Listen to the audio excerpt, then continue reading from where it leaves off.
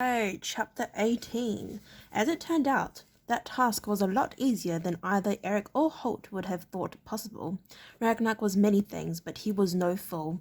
When the small party returned to Helsham, bringing news that an army of close to 6,000 Timujai horsemen were in the process of invading his country, he did the same mental arithmetic that Eric had done. He knew as well as Eric that he could muster a force of no more than 1,500 warriors, possibly less, considering that some of the outlying settlements close to the border had probably been overrun and defeated already. Like most Canadians, Ragnar wasn't afraid of dying in battle, but he also didn't believe that one should seek such an end without first trying all other alternatives. If there were a way of defeating the invaders, he would examine it. Consequently, when Eric told him of Holt's knowledge of the Timujai and his agreement to lend his services, and when Borsa and several other council members welcomed the idea, he accepted their arguments with no more than token resistance. As for the matter of the recaptured slaves, he dismissed the matter entirely.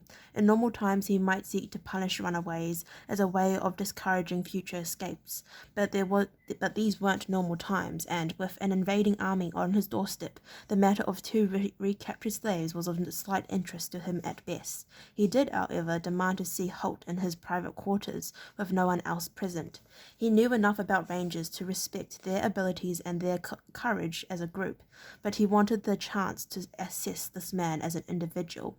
Ragnar's ability to form such evaluations of men had been one of his principal qualities as leader of the Canadians. Evidence of his skill was the fact that he habitually chose Eric to handle the more difficult tasks that went with ruling a nation of independent-minded, argumentative warriors.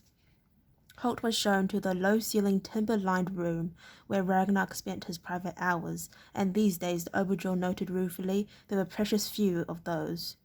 The room was like all the senior Canadians' quarters, warmed by a pine log fire with bearskin furnishing, the pinewood carved furniture, and decorated with the polyglot results of year of plundering coastal villages and other ships. The centerpiece of the room was an immense crystal chandelier taken from an abbey on the coast of the Constant Sea years ago. With no high ceiling to hang it from, Ragnar had chosen to leave it resting on a rough pine table. It dominated the room and was more than a little awkward in the confined space. Furthermore, in its tabletop position, it was totally incapable of performing its designed intention. There was no way that the 50 small oil lamps could be lit and kept burning safely. But Ragnar loved the piece. To him it represented art at its highest. It was no object of rare beauty, incongruous as it might be in its setting, and so he left it there. He looked up from a scroll he was reading as Holt knocked at the door and entered, as he had been told to do. Ragnar frowned. He equated prowess in battle with physical strength and size. The man before him looked wiry enough, but his head would barely come past the Obergill's shoulders if both were standing. There were no two ways about it. He was a small man. "So, you're Holt," he said, not sounding too interested in the fact. He saw the little man's right eyebrow rise momentarily. Then the man repeated in exactly the same tone, "So you're Ragnar." Ragnar's heavy brows came closer together in an expression of anger, but inwardly he found a quick flicker of respect for the man in front of him. He liked Holt's instant reply, liked the way the ranger was showing no sign of being cowed. "People address me as Obergill," he said in an ominous tone. Holt gave just the slightest suggestion of a shrug. "Very well, Obergill," he replied. "I'll do the same." Holt studied the Obergill with a keen eye. He was huge, but that was fairly normal for Canadians. He didn't have the classic sculptured musculature that a person such as Horace would achieve in the next few years, with broad shoulders and narrow hips. Perhaps, like all Canadians, he was bulky throughout his entire body, built like a bear. The arms and legs were massively muscled, and the face was bearded, with the long beard lovingly separated into two sweeping masses. Their hair had been red originally, but now the onset of age was turning it the colour of ashes in a cold fireplace. There was a faded scar on one of his cheeks, stretching from just under the left eye down to the point of the man's chin. Holt guessed it to be an old injury. Again, there was little to remark in this.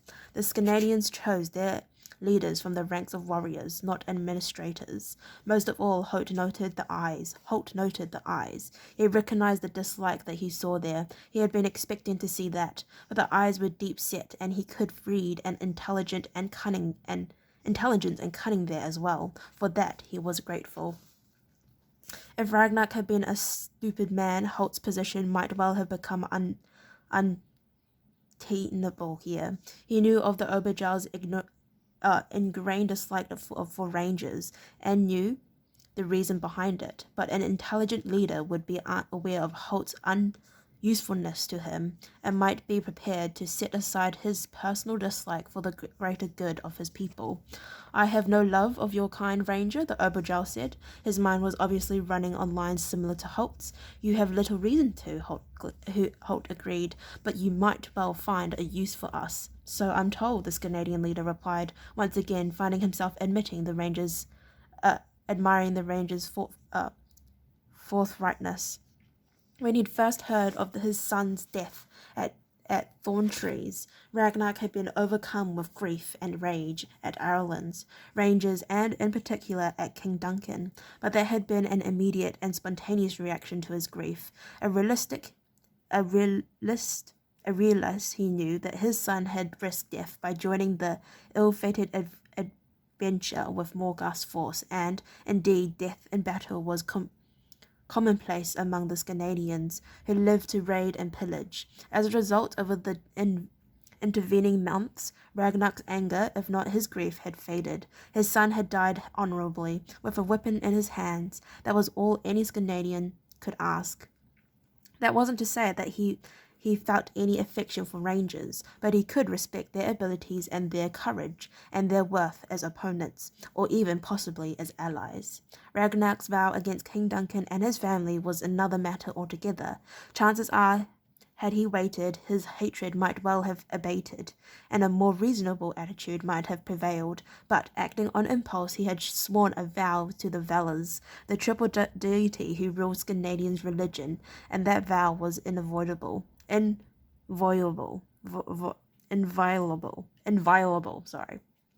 Ragnar might be able to accept Holt as an ally. He might be able to recognize that those same qualities that make the Rangers a dangerous opponent could also render him a useful confederate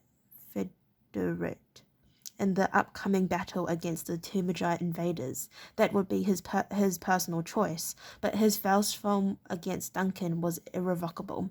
He realized that while he had been thinking all this, the grey-haired ranger had stood silently in front of him, waiting for him to speak. Ragnar shook his head angrily. He seemed to be developing the habit of drifting off in the middle of conversation these days. Oh, that just shows that he's getting old. Lol. "So," he said abruptly, "can you help us?" Holt answered without any hesitation. "I'm willing to do whatever I can," he said. "What that might be, I have no idea as yet."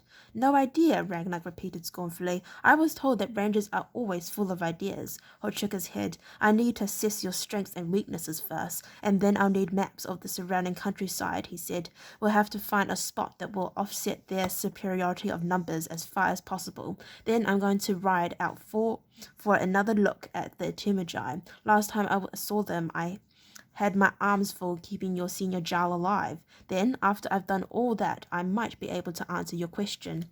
Ragnar chewed on one end of his moustache, taking in what the ranger had said. He was impressed. In spite of himself, his ability to plan for a battle usually amounted to the words, "Everyone ready? Follow me," before he led the way in a frontal assault.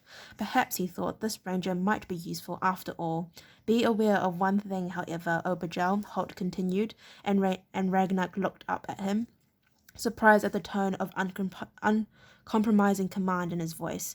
I'm going to be asking you questions about your establishment, your fighting men, your numbers. They're questions that might give me an advantage in any future disagreement between our two countries." "I see," said Ragnar slowly. He didn't like the the direction the conversation was taking. "You'll be tempted to lie to me, to exaggerate your numbers and your abilities. Don't do it." Once more, the Obergel was taken aback at the peremptory tone of command, but Holt's gaze was unwavering. "If I am to help you, you'll need to be honest with me, and so will your Giles." Ragnar considered the statement for a moment or two, then nodded ponderously. "Agreed," he said. "Mind you," he added, "that axe cuts two ways. You'll also be showing us how you think and plan for a battle." And once more that trace of a smile hovered around Holt's mouth as he acknowledged the Obergel's point. "That's true," he said. "I guess if we want to win, we both have to be willing to lose a little." The two men studied each other once more. Each decided that he liked what he saw in the other's eyes. Abruptly, Ragnar gestured to one of the massive pine woods armchairs. "Sit down," he said, indicating a flagon of Gallican wine on the table between them, almost lost in the glittering crystal fittings of the chandelier. "Have a drink and tell me this. Why do you think these Temujai have chosen to make themselves a nuisance in Scandinavia? Surely the way would have been easier for them to move south, through Timulit and Gallica."